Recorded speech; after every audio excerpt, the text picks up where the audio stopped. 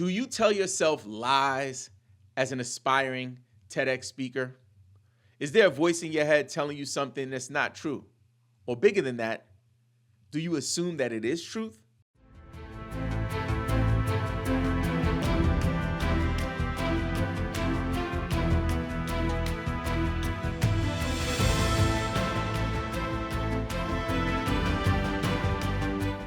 Quick disclaimer, I'm about to go all the way there for this episode. Like, I go hard when it comes to my creative life, my professional life, my personal life as a father, son, husband. Like, I want to give 110% all of the time. And sometimes people take it the wrong way. So I don't mean any harm to you in this. I just want to help you get to where it is you want to go.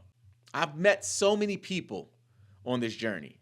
So since starting this podcast, How to TEDx, we've met with TEDx speakers, but also we've met with speaking coaches and aspiring speakers. And one thing that keeps coming up is that folks have this negative self-talk happening in the back of their head.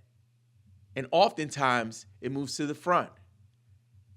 And also it sometimes takes over control of the person's energy and the direction of their life.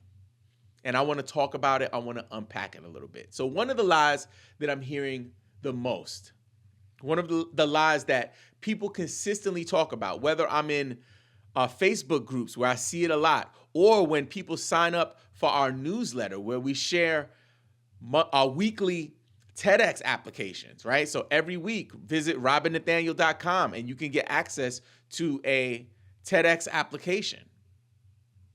No matter where it is, the same thing keeps coming up.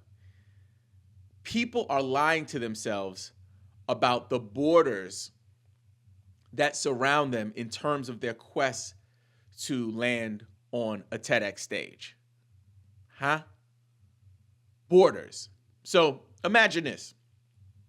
Somebody gave you a deed to some land. They were like, this is your land. This 25 acres is all you, my guy. Like, just roam freely. This is your world. Do what you want to do on these 25 acres. So imagine this. You knew where the borders of the actual land was, but you restricted yourself to one section.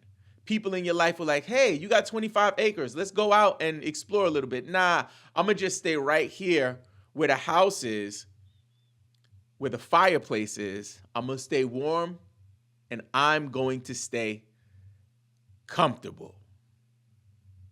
Right? That comfort piece. So you're by the fire, and now people maybe in your circle who you brought to this land are now exploring and finding so many amazing opportunities and so many amazing resources. They bring it back to you and show you like, hey, look, you want to come? Like, nah, I'm going to just stay by the fire and keep my hands warm.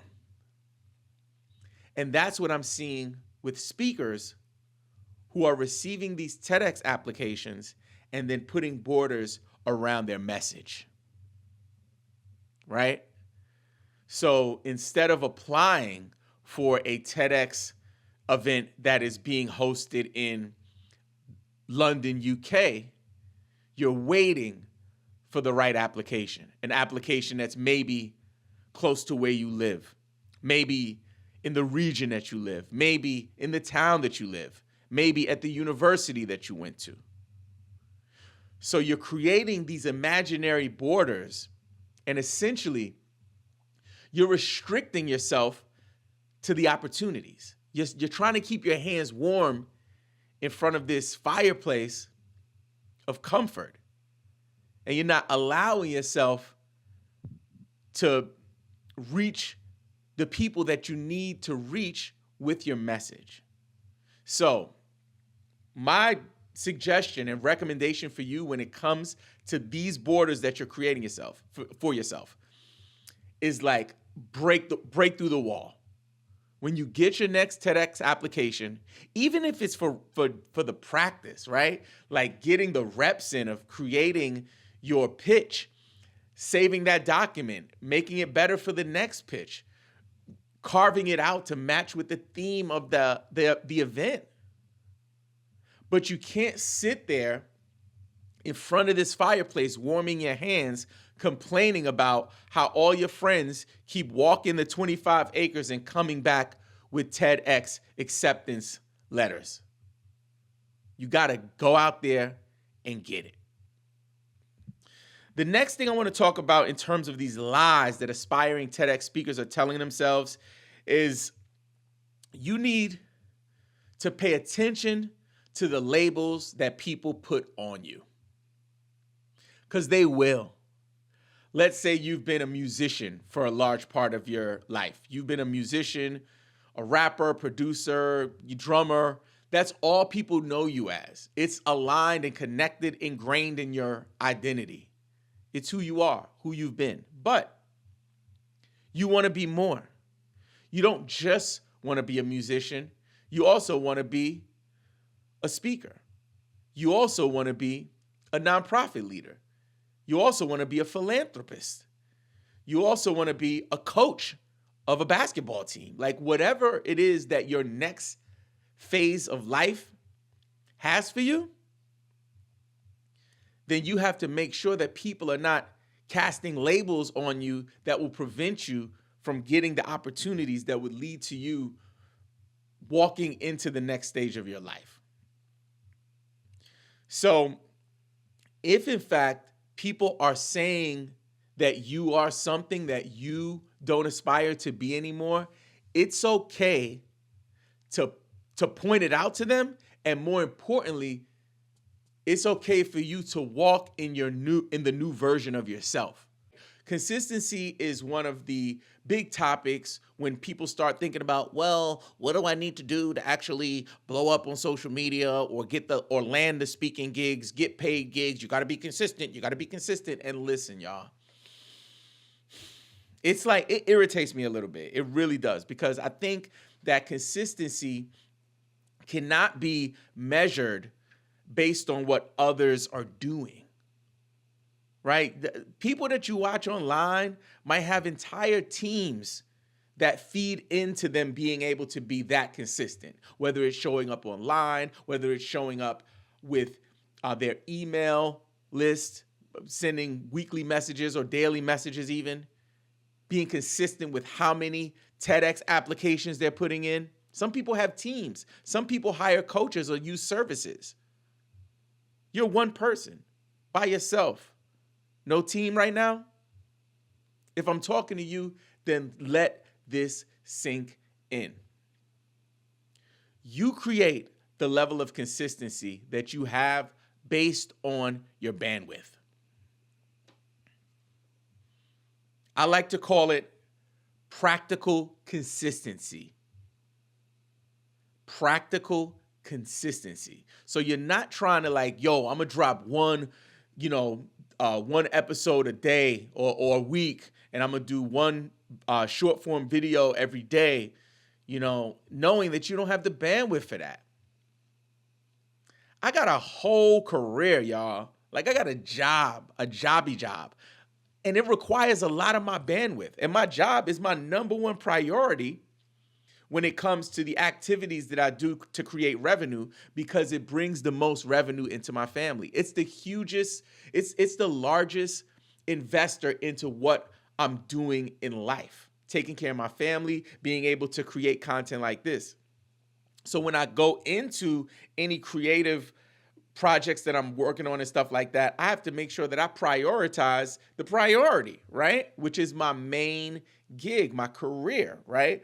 Luckily, I get to work in a field that I love. I get to do social media every day, which is like essentially me getting to play in the sand every day for our living. But it doesn't, negate the fact that I have other dreams and I have other aspirations. And more importantly, I love to create. But I only have so much time in a day. I only have so much bandwidth. You only have so much time. You only have so much bandwidth. So what do? What you do is you conduct a time audit. Take time to go to a coffee shop and just block out weekly what it is that you see yourself doing. What are the trends? Do you spend 8 hours on work or at work? Do you have your own business and maybe you only work 4 hours a week or a day on your business? Talk about what time you spend with your family. Talk about what time you do for exercise, church, your commute, include it all minute by minute. How many hours of sleep are you averaging, etc. And then based on that, how much time can you allot to this dream of becoming a TEDx speaker? How much time a week can you reserve for that? And once you know, okay, this is my schedule, is this many hours in a week, this is how much I sleep, this is how much I work, this is my commute, this is how much time I spend with my family, this is how much time I go to church, and this is how much time I have left over to pursue my dream of being a TEDx creator. Let that sink in. So if it's 2 hours, cool. If it's 3 hours, cool. If it's 4 hours, 6 hours, whatever it is, then what you want to do, and this is the ninja trick, listen up close. Then you map out in detail what you will do with that time.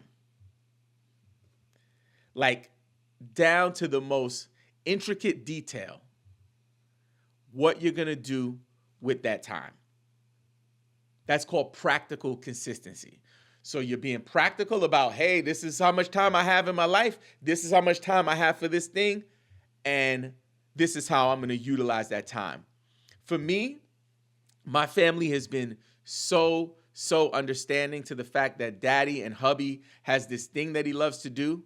It generates some money, but not enough to really justify the time away. But they know that it's something that I love and believe in. So I have time allotted weekly to work on this. Typically, it's Sunday night. Sunday night is my creator night. So what do? I go in, I write all of my email copy for the week. I go ahead and record my podcast episodes, my MBA podcast episode, my Red Circle Talk How to TEDx episode. I'll create the shorts, put them into a content calendar and a social media management software, schedule the post out for the week. Now, when I start my week, I go into my week, I don't have to worry about anything. I'm not going to my phone like, oh my God, I got to do a social media post.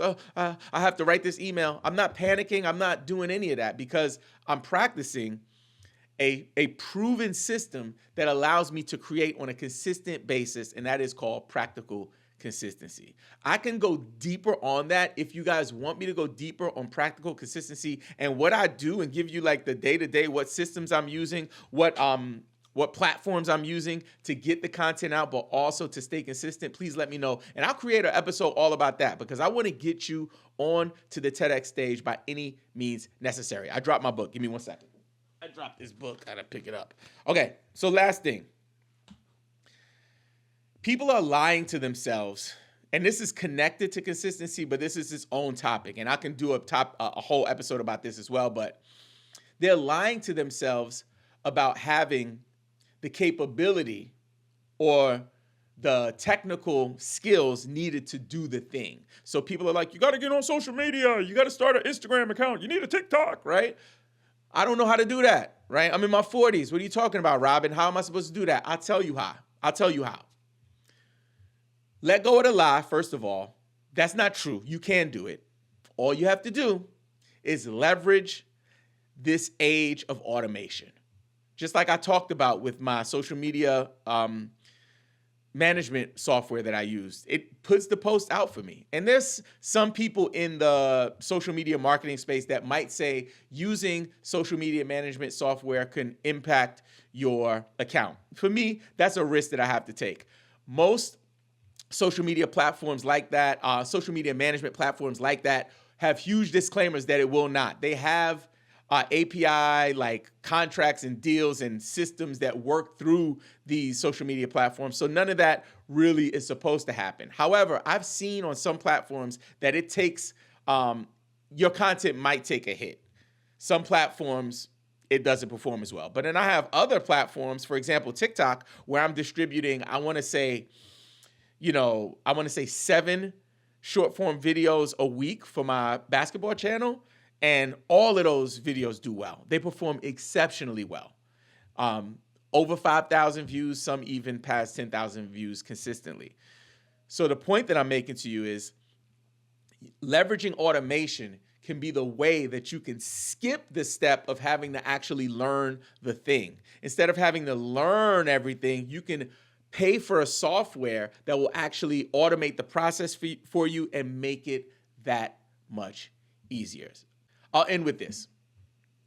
It's really important that we take time to address those voices in our head. You don't want to go through life with these negative messages that you're feeding yourself to seep into your reality. You got to nip this in the bud today, especially if you want to become a TEDx speaker. It's something that you really have to do. You got to let the old you go and walk into the new. I want to talk more about it. So if you have not joined our community, please visit robinnathaniel.com. We'll see you in the next episode.